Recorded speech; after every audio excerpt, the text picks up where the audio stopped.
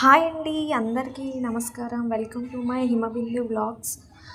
అందరూ ఎలా ఉన్నారు? బాగున్నారా? నేనైతే చాలా బాగున్నా ఫ్రెండ్స్. ఇక్కడ వచ్చేసి నేను మైసూర్ పప్పు చేస్తున్నాను.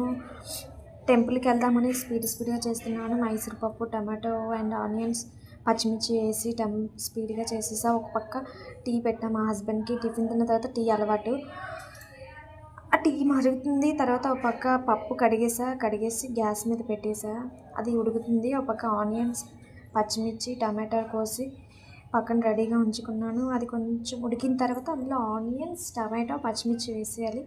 అవి బాగా కొంచెం కుక్ అయిన తర్వాత కొంచెం తర్వాత పసుపు కొంచెం కుక్ అయిన తర్వాత కొంచెం ఉప్పు, కారం వేసేసి కొద్దిసేపు అలా బాగా ఉడకనివ్వాలి. మైసూర్ పప్పు అయితే తొందరగా అయిపోద్ది అనుకోండి, స్పీడ్గా అయిపోద్ది. కందిపప్పు అయినా బేగ ఉడకదు కాబట్టి మైసూర్ పప్పు అయితే చాలా ఫాస్ట్గా తొందరగా ఉడికిద్ది, టేస్టీగా కూడా ఉంటుంది.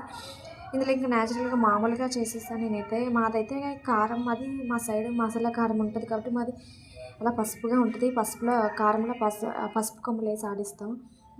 పోపు కూడా రెడీ చేసి పోపు కూడా వేసా. ఎండుమిర్చి, కరివేపాకు, ఎల్లిపాయలు వేసి పోపు రెడీ చేసేసి తాలింపు పెట్టేసా. తాలింపు పెట్టేసి స్పీడ్గా పనులు చేసుకుని గుడికి వెళ్ళాలి ఫ్రెండ్స్. నేను ఇంకా మా అమ్మాయికి ఈరోజు సాటర్డే కాబట్టి హాఫ్ డే కాబట్టి ఇంటికి వచ్చేస్తుంది. అందుకే తొందరగా కుక్ చేసేసా తినిపిద్దామని. బాయ్.